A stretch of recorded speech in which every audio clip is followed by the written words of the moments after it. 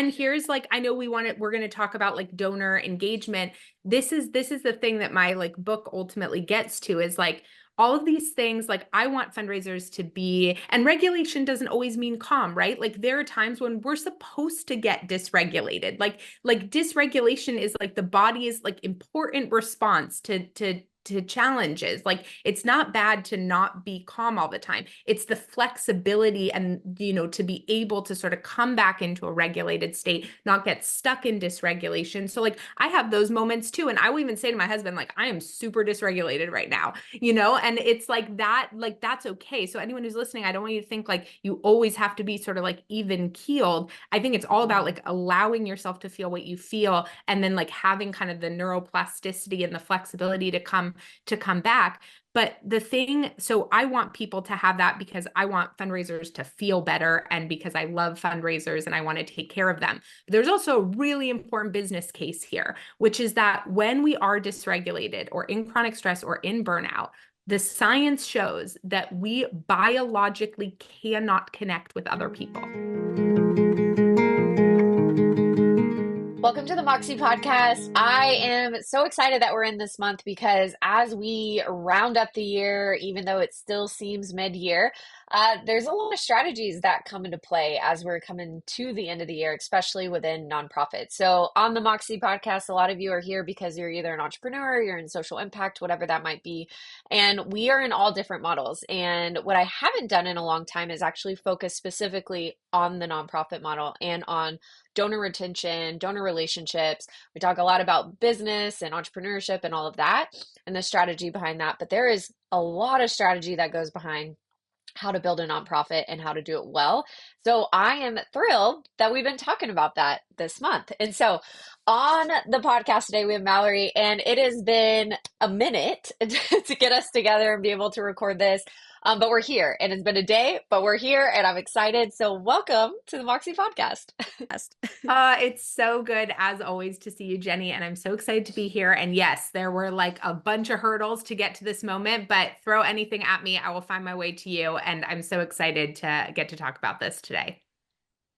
Yes. I always love, well, as you know, as a podcast host and anyone listening, there are a lot of behind the scene things that happen. So it's always great when we like get actually on the camera and you're like, you have no idea what happened before. But I am so happy that you are here. And I would love to just start off with who you are so our audience knows just your background, what you do for a living, and yeah, kind of what would be your best description. I like to say, what are you best known for? But Mallory, who are you? Who am I? Oh my gosh, that's such a big question. Well, I probably, like a lot of people listening, was an accidental fundraiser. I started to get promoted up in nonprofits, first as a managing director, then an executive director, and big fundraising came with that. And I really hated fundraising. And it made me wildly uncomfortable. And I felt like everybody understood something that I didn't, and that there was sort of this secret hidden under some carpet somewhere. And I got to this moment where I was like, I think I might need to leave the nonprofit sector. I cannot get this fundraising thing to work for me. I had this really accidental sort of combination of life experiences while I was frontline fundraising. I got certified as an executive coach, trained in habit and behavior design and design thinking. And those frameworks really came together and allowed me to really shift the way that I showed up as a fundraiser. And more than anything, I mean, it helped me raise a lot more money. I moved an organization from 1 million to 3.8 pretty quickly.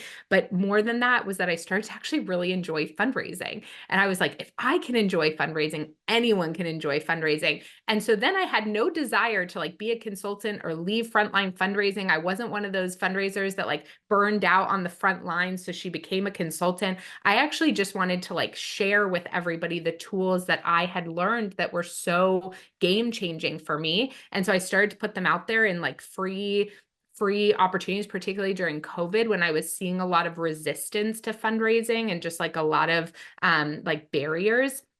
And then things just sort of exploded, and it got to the point where I could no longer do my frontline fundraising and, fulfill sort of all the requests of folks coming in wanting me to work with them more as a coach. So today I do, fundraising coaching. I'm best known for my signature program, the Power Partners Formula, and my podcast, What the Fundraising. And both of those sort of avenues of learning from me involve this intersection of fundraising strategy, fundraiser psychology, and behavioral science, and really that connection. Somebody on an inquiry to work with me recently said something like, "You make fundraising feel so much more human."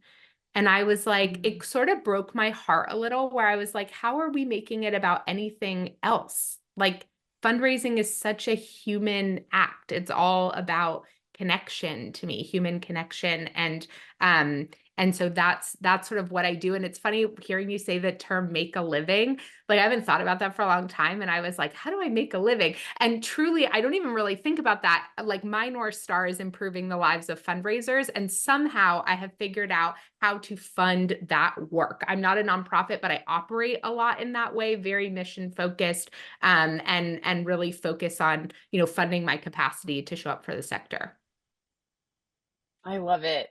Yeah. You know what? I haven't phrased that intro like that ever. So I was just, it just naturally came out, but it is true. Like, and when it's interesting too, almost the same principles and practices of exactly what you're doing applies to business and business applies to nonprofit. So what I love, we're going to have to put this in the show notes, but I was on Mallory's podcast and we talked a lot about relationships. And so we'll make sure we link that there in the notes. But what I remember so much was talking about that, like human. And I love that you said that comment because I think we just look at, okay, here's the goal. We need to shoot for this, but we don't really realize the person all the time who is also giving that. And just it's a back and forth type of relationship and what that means. And I remember, I don't even know if I said this on your podcast, but I know we talked about it off mic where I was like, I literally want to write also a book, or even if it's just an article that's titled How I Made You Feel Like Shit, because it was like the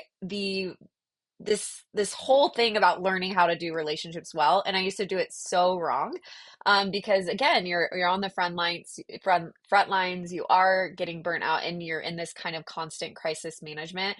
And so I'm excited for you to be here to talk about that relationship piece. So my first question to you would be, as you navigated it yourself and learning how to, go from that million to 3 million, whatever that might be.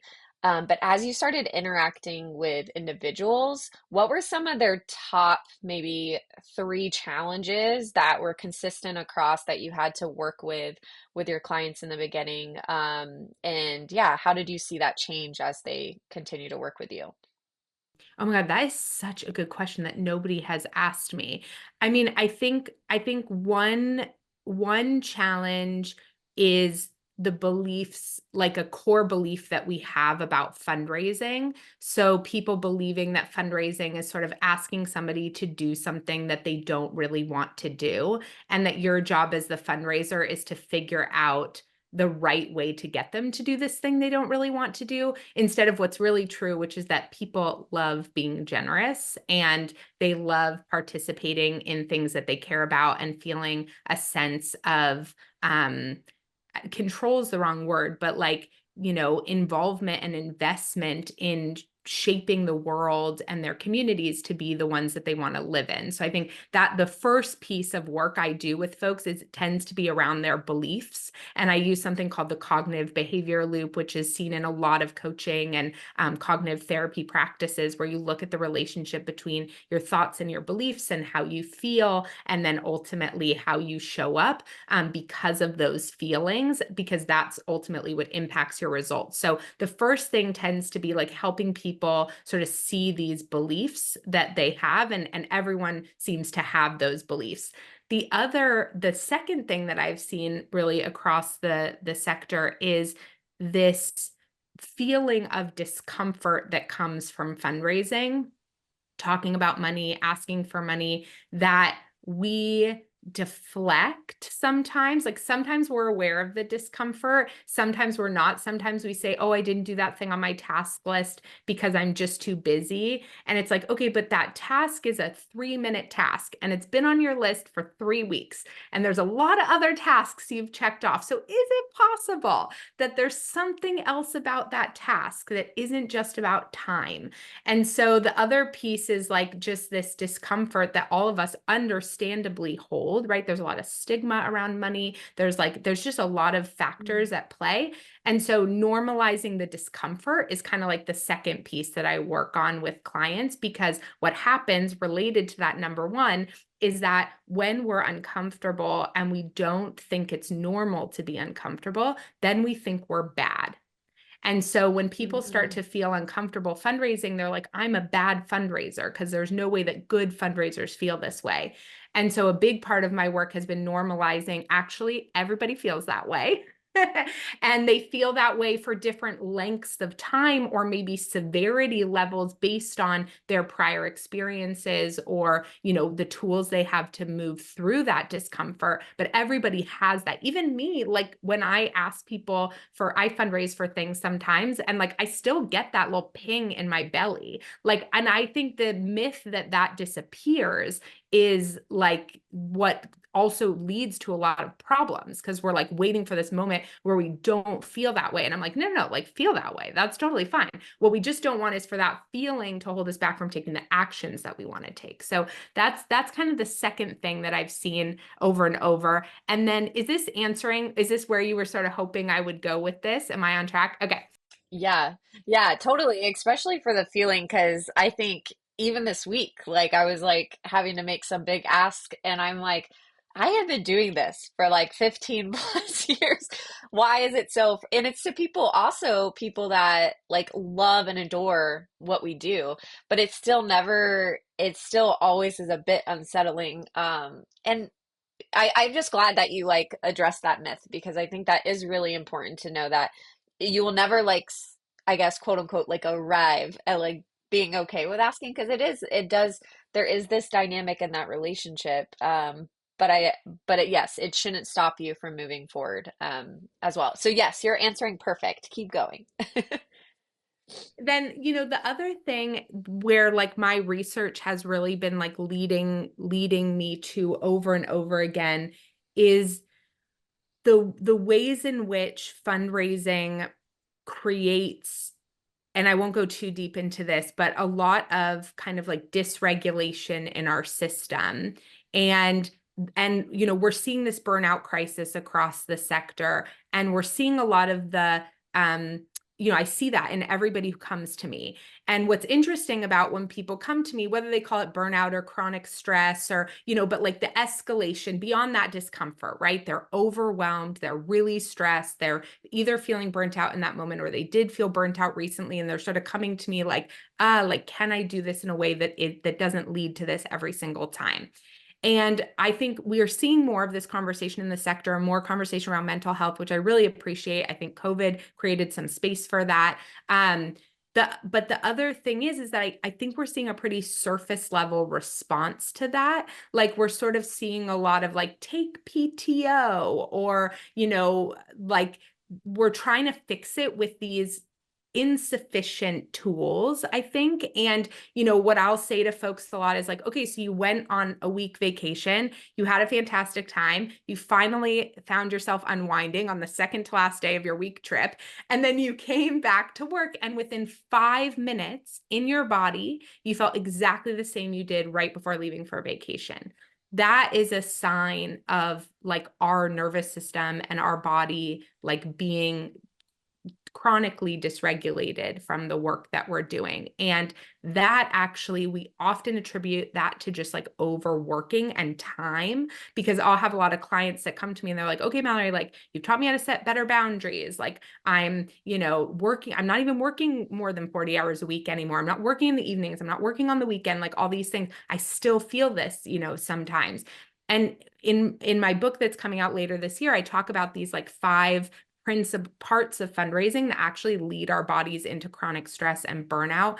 Pressure and overwork are one of them, but another is power dynamics. isolation, rejection, uncertainty, these are part of fundraising, even for the best fundraisers. Like they're even for 20, 30, 40-year fundraisers, everyone's going to deal with rejection. Everyone's dealing with uncertainty. Everyone's dealing with some form of isolation because of like the stigma around money. Those like feelings of isolation are still there.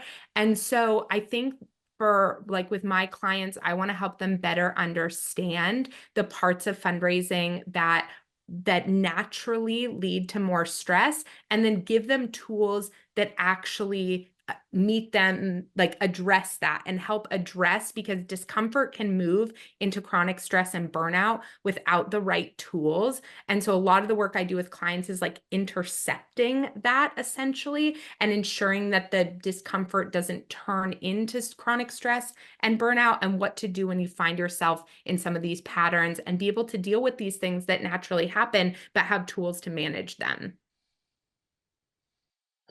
That's so good. I have a perfect example. I've been pretty good at like regulating my system and then for many years now.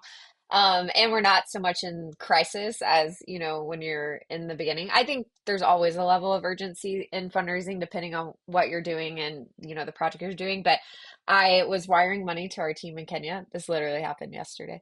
I was like wiring money to the team in Kenya. And then I was like, a couple hours went by and our director hadn't received it, and I was like, what is going on?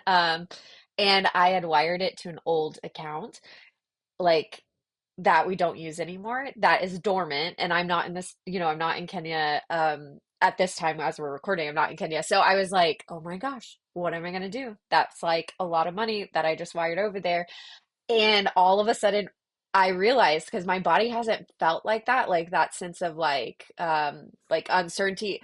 And it was the first kind of out of body experience in a while that I was like, oh my gosh, this is the, and what was so crazy is my realization at that moment is that's how I lived for years. So I experienced it that morning. I was able to solve it by the end of the day, time change, all of that. And I was able to get in, get on, get a rep and everything and figure out how to make this dormant account active so I could access this money. It was crazy. But it was, I do not, I think what was so beautiful about the whole craziness of that was realizing my healing and kind of how far I had come, because I was like, holy moly, I haven't felt that in a very long time. And it's scary. It's a very scary feeling when you live in that consistently. And you're right, it will lead to, I mean, being a fundraiser is one thing and you can give all the tools, but if you don't take care of yourself and figure out the interception or regulation, like, I mean, it's your body's just continuously filled with cortisol, continuously filled with all of that. And so, Mallory, you're so needed in this world for all the fun developers. And here's like, I know we're going to talk about like donor engagement. This is the thing that my like book ultimately gets to, is like all of these things. Like I want fundraisers to be, and regulation doesn't always mean calm, right? Like there are times when we're supposed to get dysregulated. Like dysregulation is like the body's like important response to challenges. Like it's not bad to not be calm all the time. It's the flexibility and, you know, to be able to sort of come back into a regulated state, not get stuck in dysregulation. So like I have those moments too. And I will even say to my husband, like, I am super dysregulated right now, you know, and it's like that's okay. So anyone who's listening, I don't want you to think like you always have to be sort of like even keeled. I think it's all about Mhm. like allowing yourself to feel what you feel, and then like having kind of the neuroplasticity and the flexibility to come back. But the thing, so I want people to have that because I want fundraisers to feel better, and because I love fundraisers and I want to take care of them. But there's also a really important business case here, which is that when we are dysregulated or in chronic stress or in burnout, the science shows that we biologically cannot connect with other people. We cannot be vulnerable. We cannot be transparent. We are not going to communicate. We're going to get stuck in the protection mechanisms around perfectionism. We're going to start to have shiny object syndrome, which is just a flight response, in my opinion. Like all of the things and all the actions we want to take in fundraising, all the relationships we want to build in fundraising become inaccessible in that state. And so what do, right? We like aren't taking those actions. We aren't doing those things. And then we overwork. We like double down on the things that create more stress and create more burnout. And so for anybody who's listening to this, like the actions you want to take in your fundraising, the things that you want to do, the strategy you want to implement requires you to be able to like be connected to yourself first. And so like, yeah, there's so many like elements to why this is so important, particularly for fundraisers. Yeah. Yeah. And I think, I mean, like you're saying, it starts with also just like the self-awareness of it and being able to call it out. And like, even as you are to your husband, I do that, every week, every day. Like, oh, I need a moment. My kids are driving me a little bit bananas. I love them, but I need a moment, right? So I think just having the self-awareness of that is so, yeah, is the first step. I want you to talk a little bit about your book because I know it's coming out soon and just the reason and the why. I mean, you've stated a lot of it already. We can hear the passion behind that, but just the why of putting that into paper and being like, okay, all the consulting, all the things, everything I've learned, I want to wrap it up in this book and give it to the world. Like, and just share a little bit about what's coming up with it and where we can find it and things like that. Yeah.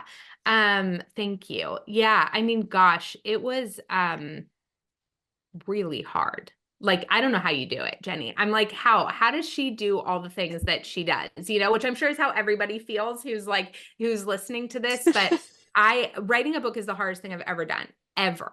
And like, I think what Yeah. people maybe don't Yeah. realize about it is that it's not actually about what you write. It's sort of about what you don't write that's really hard. Like picking what not to write and to not caveat everything and to not say like, yeah, but, or be able to give every anecdote and every example of something is just, especially for a coach where everything is so customized, feeling like, how can I put this into a learning journey that anyone can pick up and find something valuable in, it really like brought me to my knees. I'm not gonna lie. And I want people to know that because I think a lot of people come out with books, they're just like, look, I just did this thing. And I'm like, oh, dragging myself across this finish line.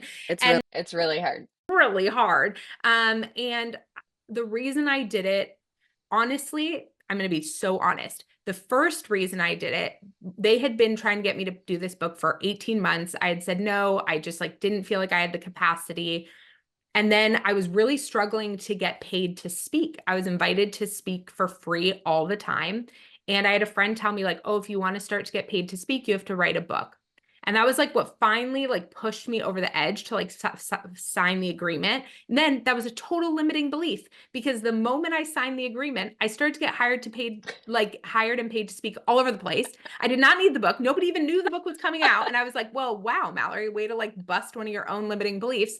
But then I was committed and I was in it. And I thought it was a really good exercise in refining my own thinking around things. Like those 5 things I listed for you, I didn't have that so succinctly. Like I hadn't decided like what are the 5 most important like elements that are causing this. Like, and so it really forced me Mhm. to like get really clear about like if I could help fundraisers with a few things in 200 pages, if I could help sector leaders understand a few things about fundraisers in a few pages, like what would it be if I have people's attention and who knows, but how do I want to impact the sector? And so like this is like, I mean, the dedication to the book, I'm gonna cry, but the dedication to the book, like the first dedication is to my 2 daughters, because I really believe like my work is for them. Like I want to help create a better world for them. I do that through enabling fundraisers. And then it's for fundraisers. Like this is like my like kind of love letter to fundraisers and just a way that I wanted to make Mhm. my work more accessible. And they'll hear my advocacy for them, even in the pages where I'm asking them to lean in and take accountability for things in a new way too. And so I'm so nervous. I'm so nervous for this to like be released in the world.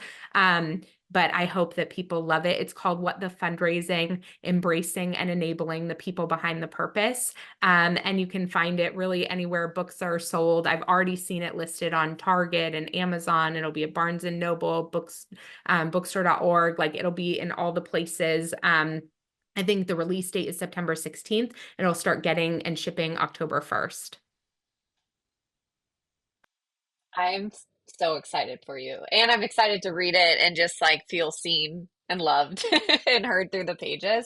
But I love the perspective. And I know we talked about this almost a year ago, if not more, of like that perspective and and how we even started the podcast of just like how we feel and how what you're saying, sector leaders or even the, donor themselves feel. There's this just dynamic in this relationship that needs to be talked about more. And so I love that you're putting, the people behind the purpose and stuff. And I'm excited to share it with my community and network and even our top donors and things so they understand, yeah, just the whole nature of fundraising. I think that's really important. I want to shift the conversation a little bit as we have people here listening who are potentially probably in this like stress. So first of all, you guys can find Mallory and she can give you Zen in your life and give you the tools. Um, so that will make sure that you guys have all the connection points there. But I do want to talk about as we are sitting in August. So we're in about mid-August right now, and we're going into the end of the year. And something that I do every year with my team, right, is we have goals both on our business and our nonprofit. But for those who are looking at the next couple months, who may feel like they're really far off, or just feel like even this next couple quarters are daunting, what would you say would be just practical advice that you can give to them today of just like, okay, I mean, first, yes, breathe a little bit. We're telling you to breathe, but just to like, yeah, some tools that they can take those next steps that it not all is lost. There's still lots of months ahead. There's still the end of the year, and we all know that the end of the year is actually the biggest time where fundraising comes into play. Although we want to be mindful of our whole year, we don't want to wait to the end of the year, but we are here. So, what's some practical tools and advice you can share? I heard this quote the other day on a call that I was on, and I wish I remembered the person's name to adequately attribute it to him, but he said, confidence is overrated, but courage isn't. Confidence comes after courage, Mm-hmm. not before. And so I'm going to tell you to do some things, and you're going to feel the pit in your stomach. And what I want to say is what you need is not confidence around these things, but courage around these things. So the first practical thing that I want you to do is to look at your to-do list and to try to identify those 2 to 5 minute tasks that likely look like reach out to this donor about X, call this donor about Y, get a final review of this thing to submit. I want you to find all of those things, and I want you to have courage to do them.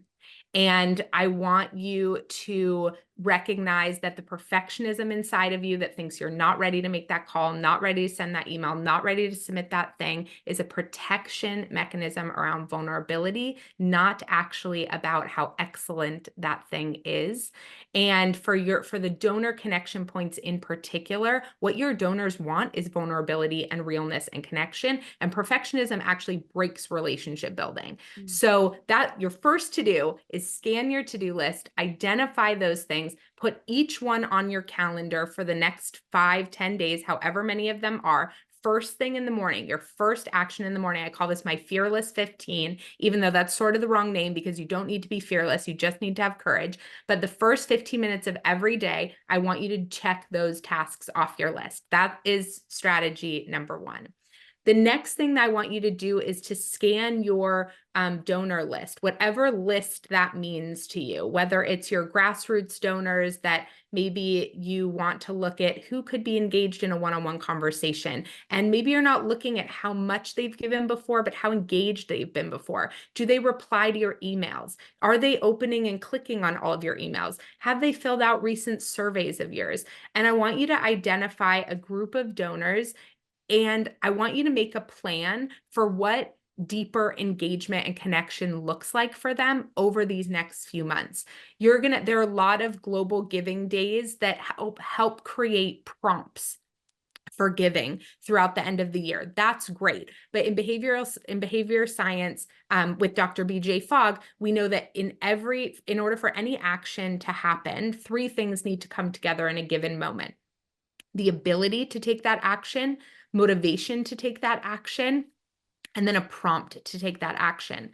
Those giving days create prompts. They don't increase motivation and they don't increase ability. So that's your job. So ability is making giving easy and accessible. So make sure that your giving forms are easy to do, that people are not getting all the way to that giving page and then like having to go through 15 steps in order to be able to make a donation. So like make giving easy to do. Make the amounts that you're inviting people to give accessible and easy. This doesn't mean don't segment and don't ask for targeted specific gifts from certain people that you know might have the capacity to give more, but sending an email out to your entire list asking people to give $250 or $500, that can break that ability line, right? Somebody could be really motivated, but if they don't have the financial capacity to give that amount, then it sort of breaks the prompt. So give people segmented, targeted, accessible giving levels. This doesn't mean undersell yourself or undershoot.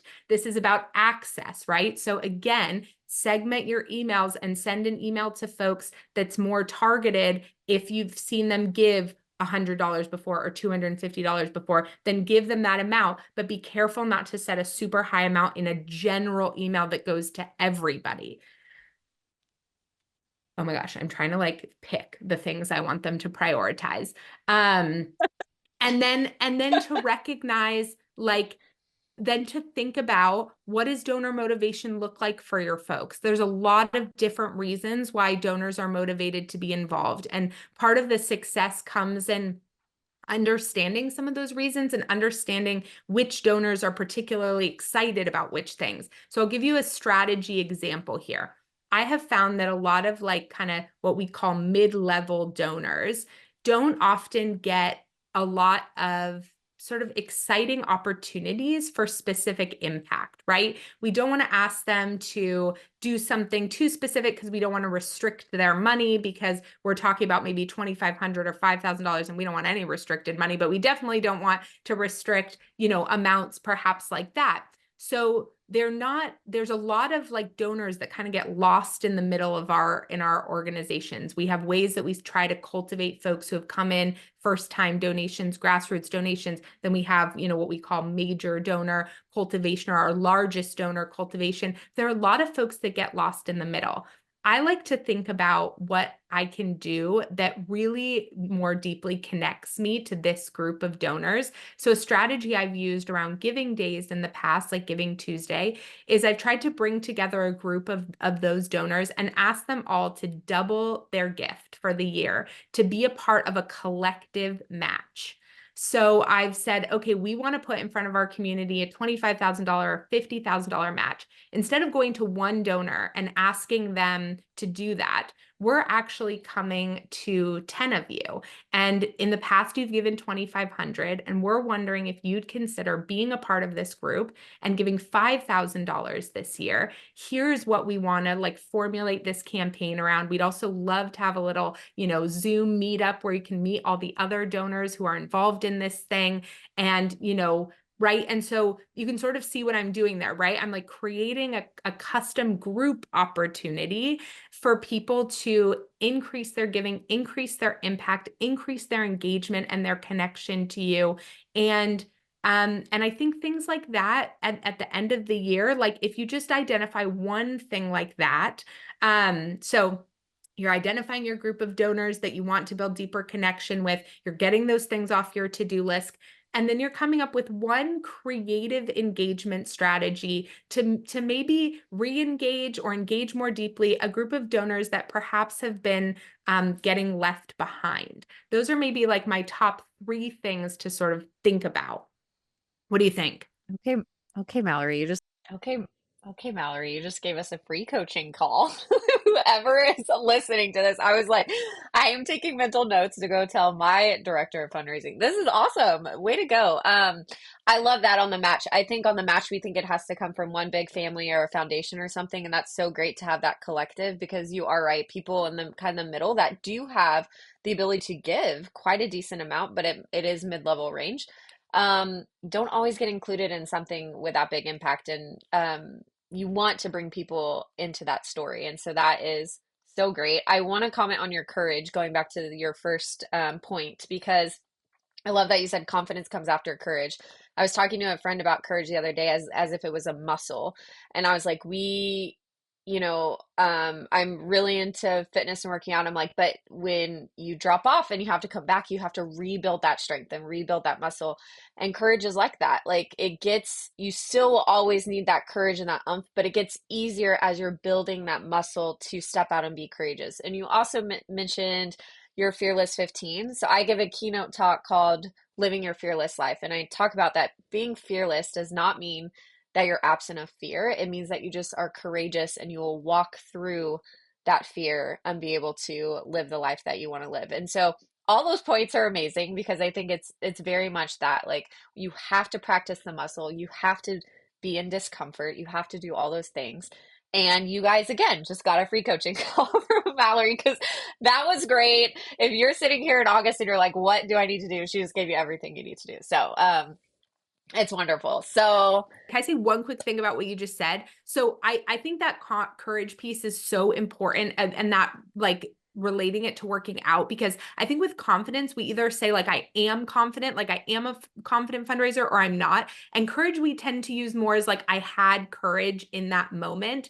And so I think it's so much better for fundraising because sometimes you're going to have more courage than others. That's okay. Just like there are times where like weightlifting, I've been able to like squat a really high weight and the next day I can't do it again. And like, that's right, okay. And so I think right. we always expect ourselves to like perform at our like highest level. And the moment we don't, we're like, I'm not a confident fundraiser. I'm so bad at this. Like we go into that whole thing. And so I love that like practice of courage. And so I just wanted to like triple click on what you said. Yeah, and I like the confidence piece because and again with weightlifting, right?